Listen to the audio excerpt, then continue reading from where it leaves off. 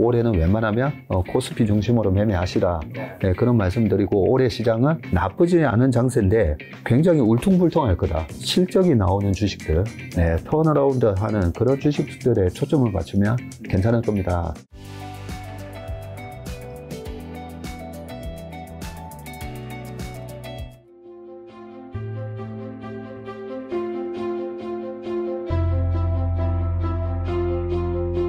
자, 지금 이제 시장 여쭤보기 전에 가장 요즘에 뉴스가 굉장히 크게 나왔는 것부터 여쭤봐야죠. 윤석열 대통령이 이제 국정 브리핑 열고 포항 영희만 앞바다에 최대 140억 배럴에 달하는 석유가스 매장 데이터 발표하면서 한국가스공사, 한국석유, 대성에너지 등 접점에 있는 종목을 중심으로 급등하고 상한가를 2번인가 찍었던 것 같아요. 그리고 오늘은 어떻게 됐는지 모르겠는데 오늘도 뭐 장 초반에 20% 올랐다 떨어진 건 봤었는데 지금 어떻게 됐는지랑 플러스로 앞으로 좀 이런 거 어떻게 보세요? 이게 어떤 분들은 테마다. 어떤 분들은 야씨 대통령이 나와서 얘기했는데 이게 그런 테마로 볼 수는 없는 거 아니냐. 네. 근데 김 작가님도 종가가 어떻게 됐는지 모른다고 하시는 거 보니까 역시 이런 테마주는 투자를 안 하시는군요. 아, 뭐 그것도 있고요. 촬영 준비한다 바빴습니다. 그러시군요. 자, 그러면 우리가 모든 이런 이슈가 생길 때마다 과거의 역사적인 이 케이스를 좀 보면 쉽잖아요. 아, 그렇죠. 네. 근데 저는 어릴 때 기억이 나요.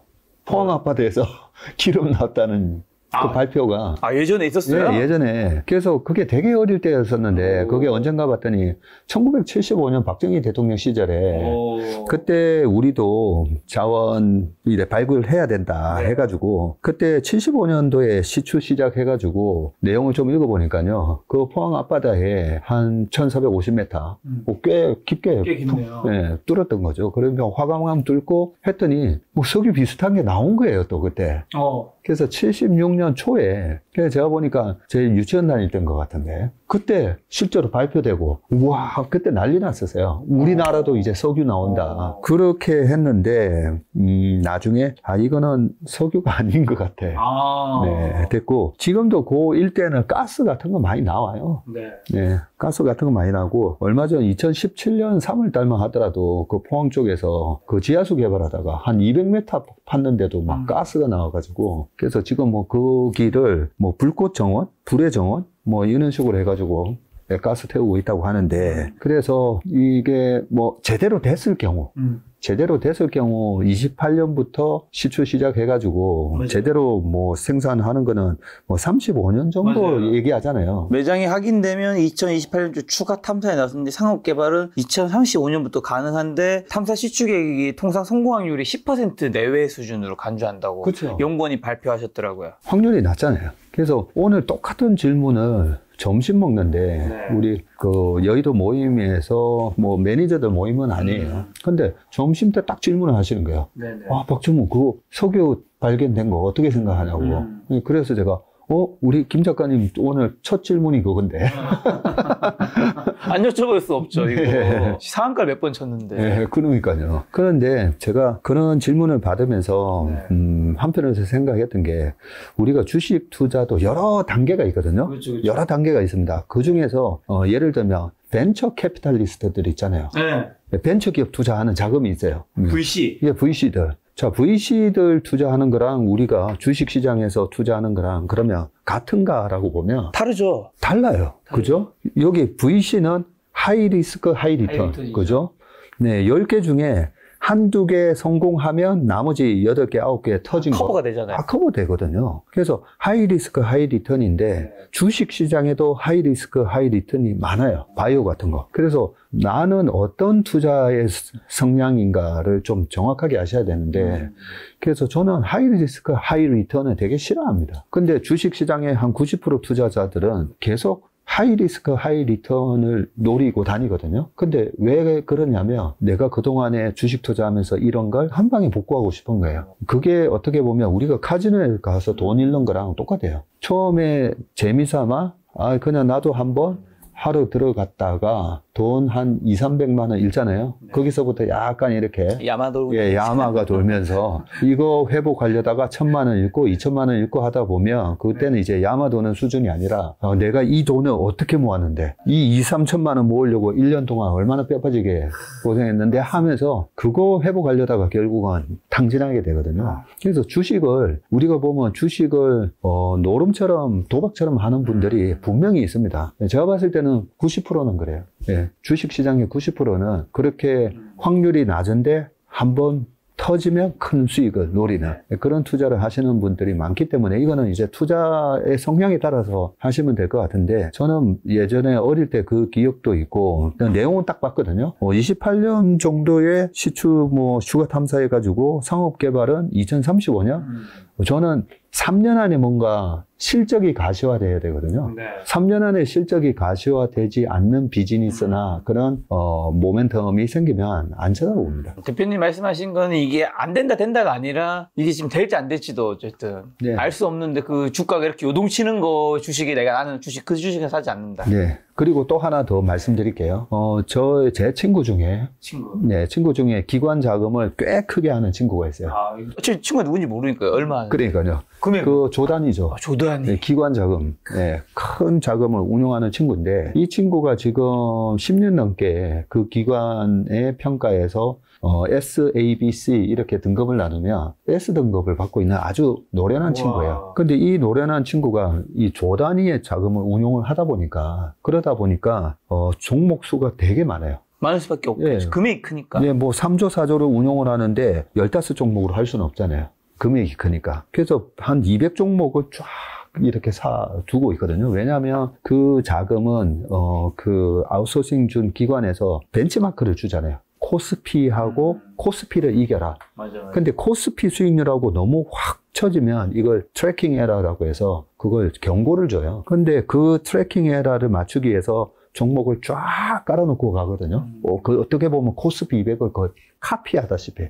그 많은 종목을 사놓고 어떻게 하냐면 이렇게 테마, 뭔가 대선, 막 많잖아요, 보면. 예전에 초전도체다 하면 또 그거 관련해서 막 오르고. 그렇게 오르면 파나요? 오르면 칼같이 팔아버려요. 그렇게 오랫동안 끌고 오다가 막 이렇게 삐쭉삐쭉 하면서 상한가 두세 번 나잖아요.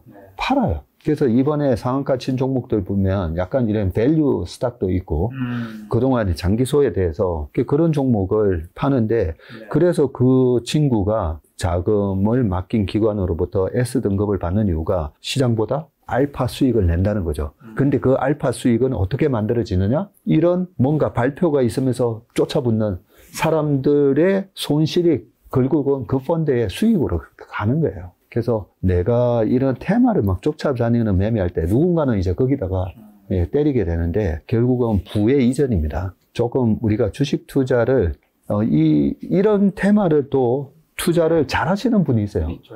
트레이딩 잘 하시는 분이 있어요. 있겠죠. 굉장히 테크니컬한 매매를 잘 하시는 분. 최근에 제가 축구 좋아하니까 풋살 하는 분들이 있잖아요. 풋살. 네, 풋살도 좀 보거든요. 개인기 장난 아니거든요. 잘하더라고요. 네, 공을 갖다가 완전히 갖고 놀잖아요. 자, 그런 선수들하고 내가 들어가서 트레이딩으로 이길 수 있을까 생각해서 그게 안 하는 트레이딩의 고수가 아니야 라고 하면 그런 테마주는 안 하는 게 맞아요. 잘못하면 거기에 내 돈 다 빨려 들어갑니다.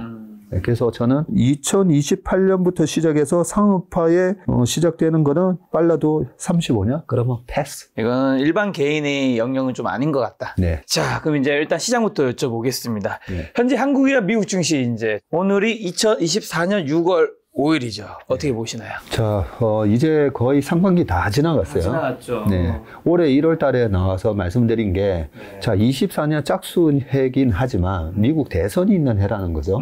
그래서 대선이 있었던 과거 사례를 보면, 코스피는 플러스가 나요. 평균 수익률이. 근데 이제 코스닥은 마이너스가 나는 그런 통계치가 있으니까 올해는 웬만하면 코스피 중심으로 매매하시라. 네, 그런 말씀드리고 올해 시장은 나쁘지 않은 장세인데 굉장히 울퉁불퉁할 거다.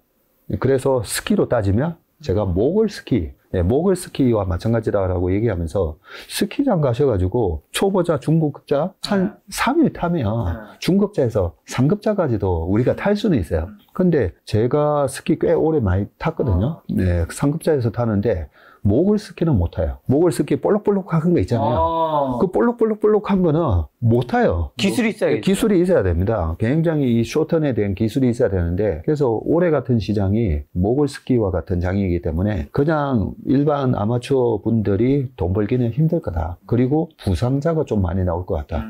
말씀을 드리면서 올해 좀 조심하셔야 됩니다. 그렇지만 이 코스피에서 실적이 나오는 주식들, 턴어라운드 하는 그런 주식들에 초점을 맞추면 괜찮을 겁니다. 라는 말씀 드리면서, 그러면 실적 괜찮은 섹터는 뭔데? 반도체입니다. 그 정도가 이제 그 상반기 시장에 대한 전망치였다면, 자, 지금까지 시장을 보시면 말 그대로 지금 시장은 고금리 상황에서 전개되고 있는 실적 장세 이거거든요. 그런데 우리가 우라카미 구니어의 그 주식시장 흐름 읽는 법 이제 좀 아실 건데, 거기서 시장에 대해서 4가지로 얘기했죠. 자, 첫 번째 금융장세, 두 번째 실적장세, 그리고 역금융장세, 역실적 장세. 예. 자, 요렇게 4개인데, 우리나라의 이 밸류 하면 이채원 대표님, 밸류 투자하면 이채원 대표님이잖아요. 근데 이채원 대표님 최근 제가 영상을 그저께인가 봤는데, 그 이채원 대표님이 약간 고해성사 하시듯이 35년 동안 주식하면서, 내가 주식시장 판단에 너무 이렇게 좀 시장 판단을 간과했다. 그런 말씀을 하시면서 시장이 되게 중요하다는 얘기를 합니다. 그래서 결국은 자, 지금 금융장세, 실적장세, 역금융장세, 역실적장세에서 지금 어떤 장세죠? 어떤 장세인지에 대한 성격 파악이 들어가야 되거든요.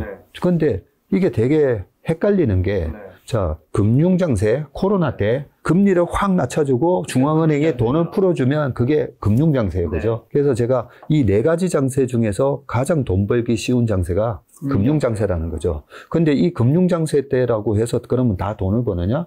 사람들이 경기가 망가지니까 경제가 이게 막 위험해지는 거 아니냐 하면서 사실 주식 잘 못 사요. 주식 잘 못 사고 팔기 바쁘다 보니까 주식이 굉장히 싸게 거래되고 있기 때문에 금리는 낮춰졌는데, 그래서 무주공산인데, 제가 봤을 때는 막 무주공산인데 거기서 코로나 2차 팬데믹이 오면 경기가 한 번 더 망가진다 이런 얘기로, 사실 그때도 보면 인버스 고버스 잡고 돈 못 버는 분들 많아요. 자, 근데 이 금융장세가 있고, 두 번째가 이제 실적장세거든요. 그게 보통은 우리가 실적장세가 돈을 벌기 쉬운 강세장이라고 생각을 하기 쉽거든요. 근데 실적장세는 한마디로 실력장세예요. 실력 있는 자가 돈을 버는 게 실적장세예요. 까딱 잘못하면 실적장세에서 역금융장세로 넘어가면서 굉장히 돈을 많이 잃을 수가 있습니다. 그래서 21년에서 22년 넘어가기 전까지가 실적이 많이 나는 실적장세였는데, 이미 금융장세에서 이렇게 금리를 낮춰주면 나중에 실적이 좋아질 걸 다 반영하면서 미리 주가가 오르거든요. 그래서 실제로 실적이 많이 나오는 21년도에 보면 그렇게 돈 벌기가 쉽지 않아요. 21년도에 삼성전자 실적 51조 나오는 거 보고 들어가고, 그때 당시에 LG전자부터 해서 현대기아차 막 들어가면 돈 못 벌었었어요. 그러면서 금리를 확 올리니까 그게 뭐죠? 중앙은행이 금리를 확 올리면서 캄다운 시키는, 경기를 약간 쿨다운 시키는 게 바로 그게 역금융장세거든요. 그 역금융장세에서 22년도에 장이 박살이 났는데, 자, 23년부터 지금 상반기까지 미국 시장 좋았죠. 좋잖아요. 그러면서 막 주가가 올라오는데, 뭐 엔비디아를 비롯해서 뭐 다 아실 거니까. 자, 그러면 금리가 높아져 있는 역금융 장세인데 주가는 왜 올라왔지? 역금융 장세에서 경기가 쿨다운 돼야 되는데 쿨다운은 됐는데 지금도 여전히 돈을 버는 기업들이 있으면서 역금융 장세에서 실적 장세가 계속 이어진 거예요. 그러면 역금융 장세에서 실적 장세?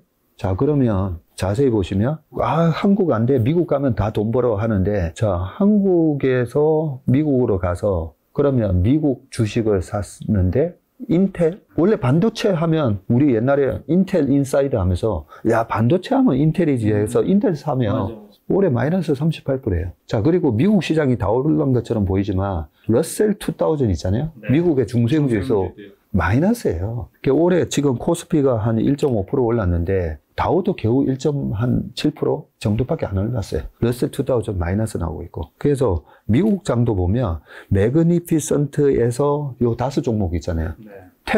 테슬라 우리 되게 좋아했잖아요. 마이너스 났죠. 네. 그래서 미국 장 가면 다 돈을 번다. 착각이에요. 미국 장에서 가서 돈을 버실 수 있는 실력이 있다면 이게 실적 장세라는 걸 알고 엔비디아를 살 수 있었을 실력이라면 네. 한국에서 하이닉스를 사고 한미 반도체를 샀었겠죠. 그죠? 그래서 한국에서 실적주를 사서 수익을 못 내면서 미국 가면 내가 돈을 벌 수 있다. 네, 그건 아니라는 거죠. 그래서 지금 상황에는 중앙은행이 금리를 쫙 올려놔서 역실적 장세를 유도하면서 경기를 약간 쿨다운 시키려고 하는 상황에서 실적이 나오는 주식 중심으로만 올라가는 네, 그런 장이기 때문에 장이 어려운 거고요. 자, 그러면 옛날에는 중앙은행이 이렇게 금리를 확 올리고 경기를 쿨다운 시키잖아요. 네. 그러면 전체적으로 다 좀 이렇게 네. 기업들이 다 같이 이렇게 침체가 됐는데 이번에는 아니 금리 인하할 거다 하면서 못했잖아요. 못했죠. 왜 못했냐면 경기가 좋았거든. 그죠? 경기가 중앙은행이 의도한 것만큼 이 쿨다운이 안 됐어요. CPI가 안 떨어지고 노동임금이 안 떨어지고 주급이 안 떨어지고 그러면 왜 그랬을까에 대한 부분에 우리가 그 이유를 알아야 되거든요. 그 이유는 뭐냐면요. 그 샤워실의 바보라고 밀턴 프리드만 교수님이 얘기했던 건데, 네네. 자, 중앙은행은 가서, 이거 CPI가 너무 뜨거워지니까 9.1% 가니까 이거 쿨다운 시켜야 된다고 해서 찬물을 틀었잖아요. 찬물을 틀고, 이 정도 가지고 안 되겠네. 25에서 50bp, 75 4번, 빵빵빵빵 해서, 5.5까지는 올려놨어 하고 찬물 틀었거든요. 그러고 나서 제롬 파월 의장이 자, 조금 있으면 찬물로 가득 차겠구나 하고 잠시 자리를 비웠어요. 잠시 자리를 비웠는데 바이든 대통령하고 자넷 옐런 미국 정부가 와가지고 야, 이렇게 찬물 틀어놓으면 2024년도에 재선해야 되는데 야, 경기 쿨다운 되면 안 되지. 이러다가 쿨다운 되면서 실업률 올라가면 재선 안 되는데 하고 제롬 파월이 자리 비우고 나면 다시 거기서 다시 또 뜨거운 물 푸는 거예요. 그 뜨거운 물 푼 게 뭐겠어요? IRA 뽑아. 무슨 칩4 동맹 네네. 하면서 우리나라에다가 반도체 하면 공장 지으면 보조금 줄게. 우리나라에 미국에다가 전기차 뭐 배터리 공장 지으면 우리가 뭐 해줄게. 미국에다가 오히려 투자를 유치했잖아요. 그러니까 물가를 잡으려면 소비를 위축시키고 기업의 투자도 위축시키고 정부는 정부대로 투자를 줄여야 되는데 재정 지출을 오히려 여기서는 제롬 파월은 수도꼭지를 잠궜는데 자리만 비우면 여기 와서 또 튼 거예요. 네, 그런 상황에서 그 정부가 틀어준 그 돈을 누가 가져가느냐. 미국에서 장사를 잘하는 기업들이 주식이 많이 올란 거죠. 실적이 나면서. 그 중에 대표적인 게 우리나라 자동차 요즘 미국에서 잘 하고 있고 우리나라 화장품 미국에서 잘하고 있고 전력 설비 관련된 거 미국에서 잘하는 킹달러 시대에 미국에서 돈을 잘 벌어오는 기업들이 그동안에 올랐던 거죠. 반면에 고금리로 만들어 놓고 부채를 땡겨와서 뭔가 성장에다가 투자하겠다 그러고 했다가 실적이 안 나오고 생각했던 것만큼 실제로 이 중앙은행의 고금리 정책이 길어지면서 주변에 요즘 돈 빌려달라고 전화 많이 오지 않습니까? 가끔 온 적이 있습니다. 전화 자주 와요. 잘 안 빌려주기로 결정했습니다. 그래서 실물 경기가 안 좋은 거 맞습니다. 실물 경기가 안 좋아요. 그러니까 부채를 많이 쓰는 기업 중에서 지금 실적은 안 나오고 다시 경기가 좀 중앙은행이 다시 금리도 좀 낮춰주고 그런 유동성 상승세가 오기를 목매달고 있는 기업들이 실적이 안 나오면서 주가가 빠진 거거든요. 그래서 이런 현상을 이해를 하고 우리가 하반기하고 내년 시장을 전망을 해야 하반기에 대한 정확한 진단과 전략을 세울 수 있다.